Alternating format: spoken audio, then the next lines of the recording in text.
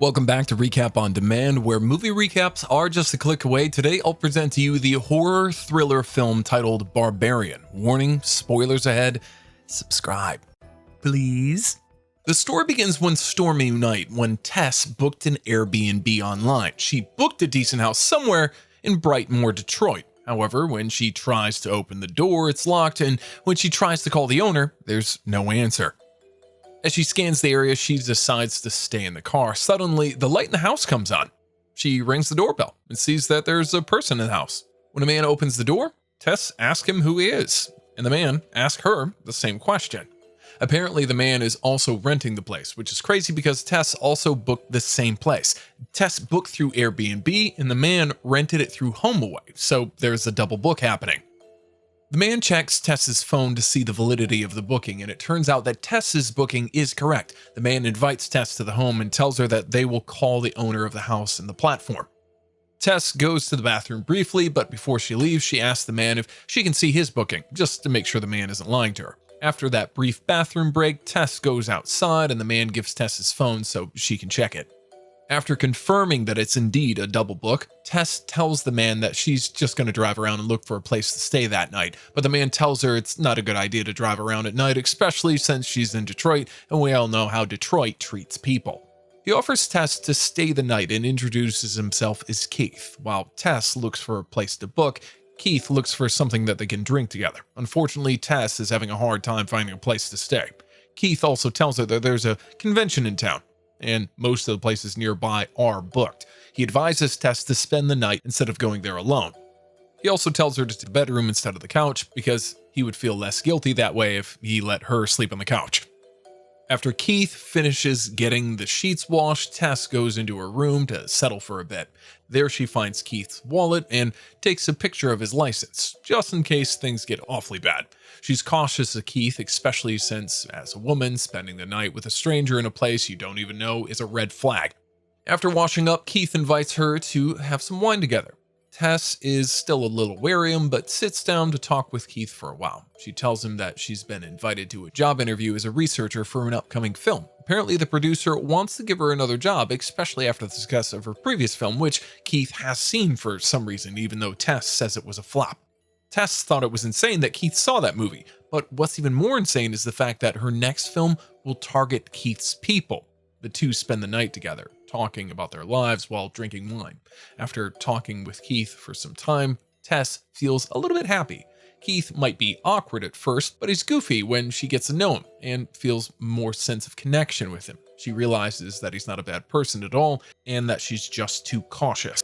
That night, however, she's awakened by a strange noise, and when she turns around, she sees that her door is already open. Tess looks at Keith and decides to wake him up from his nightmare.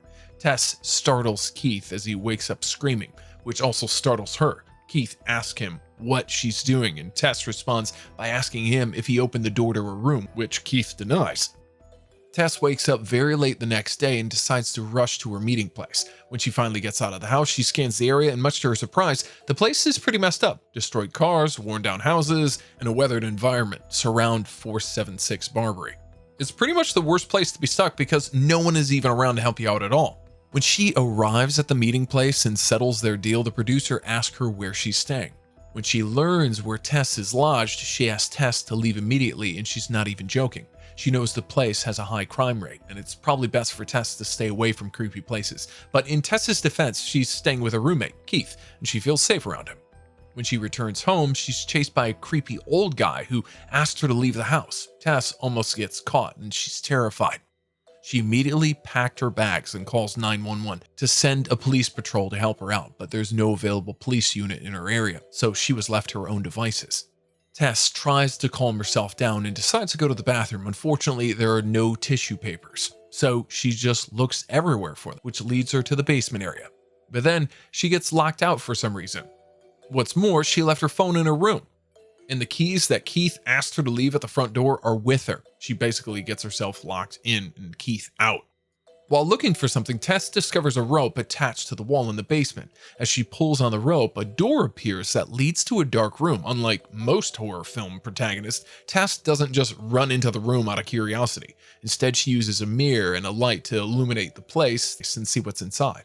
Upon seeing that there's a doorknob, Tess decides to inspect the room, revealing a very nasty surprise.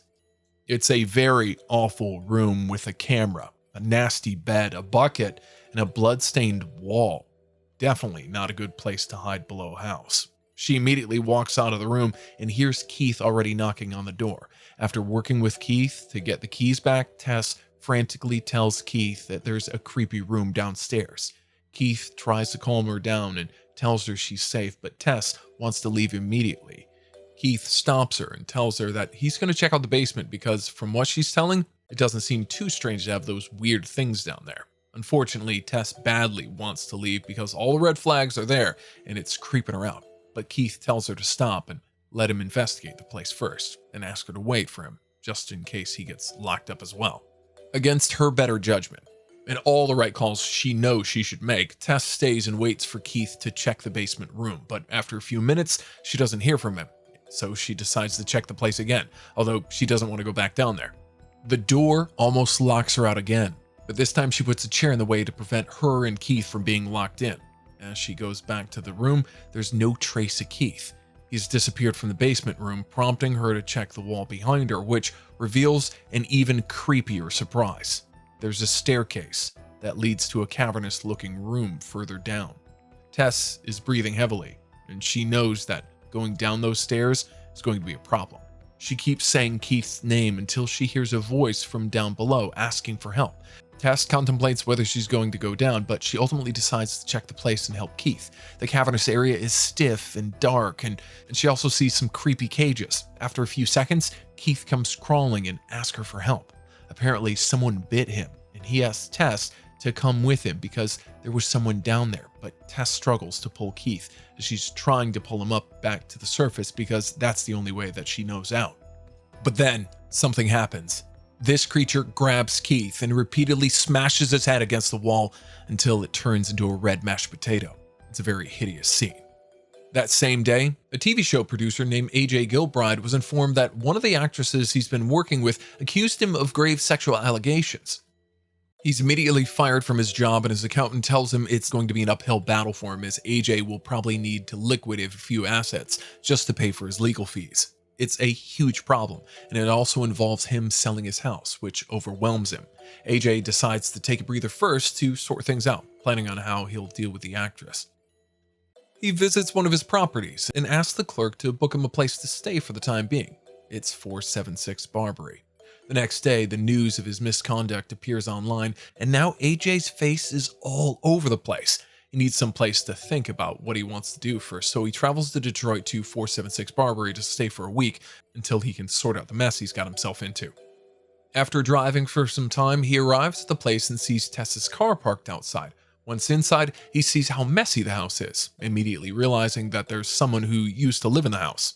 AJ calls his assistant, asking what's happened and why his lodging has other people's luggage, but his assistant tells him it's been empty for a couple of weeks already. He can't believe this is happening to him, but he has no choice. After partying with his friend, he comes back really drunk and wakes up nauseous the next day. He decides to check out Tessa's luggage and finds her laptop, but he finds nothing. Later, he decides to check out the basement room because he thinks squatters live there. When he does, he hears a large sound coming from down below, so he decides to threaten who's ever down there with an imaginary gun that he apparently has. AJ takes a kitchen knife and a flashlight to investigate the place. The mirror facing the wall leads him to the same door, which leads him to the same basement floor that Keith and Tessa saw. But unlike both of them, AJ Googles to see if he can sell a basement floor below the Airbnb house. He starts using measuring tape to accurately get the room's dimensions, but a new discovery appears on the same cavernous stairs down below, leading to a pretty weird room. And then something happens. Someone pulls his measuring tape, but there's no one there. He runs towards the exit, only to be chased by the same creature who's lurking in the dark. By running blindly, AJ falls into a hole before he's caught. There he finds Tess, who tells him to shut up and stay calm, because if he becomes upset, she becomes upset, referring to the creature. The hag offers them milk to drink, but AJ refuses, so the hag comes down to drag her to her room. Tess takes the opportunity to get help and is almost dragged back to her lair by the hag. The man tells her to run away, but Tess cannot leave AJ behind. She decides to look for help from the nearby police patrol, but they refuse to help her. So she breaks into the house to get her car keys. She's about to leave, but her conscience is killing her. When the hag breaks out of the house, Tess runs her over, smashing her car to kill the hag, saving AJ, who meets the house owner and discovers the vile secrets hiding below the house. AJ accidentally shoots Tess, thinking that she's the enemy, but when they get out of the house, the hag that Tess tried to kill is no longer there. They limp away from the house, where they're rescued by the guy who saved Tess earlier. Apparently, the guy has been living in the area for 15 years, and he's been warning tourists not to settle in that creepy house because of the hag. According to him, the hag was born due to countless horrific breeding imposed by the house owner, who's been living underground for the last 40 years, kidnapping women and forcefully impregnating them, including their offspring. A horrifying revelation, but what's more horrifying is the fact that the hag manages to get into their safe house, killing the man and chasing both AJ and Tess. AJ, realizing that the hag is after Tess, tosses her off the top of the water tower, which results in the hag cushioning Tess's fall. AJ thinks the hag is dead and decides to help Tess after shooting her and throwing her to her death, but the hag gives him a taste of his own medicine and kills him in the most brutal way possible. Tess feels sorry for the hag, but also looks concerned about her gunshot wound. They've been freaking out, but the hag was a misunderstood creature who just wanted to take care of her babies. In the end, Tess ends the hag's life for good, giving herself and the poor creature peace of mind. Subscribe, turn on notifications, and leave a like if you want to see more videos like this. Thanks for watching.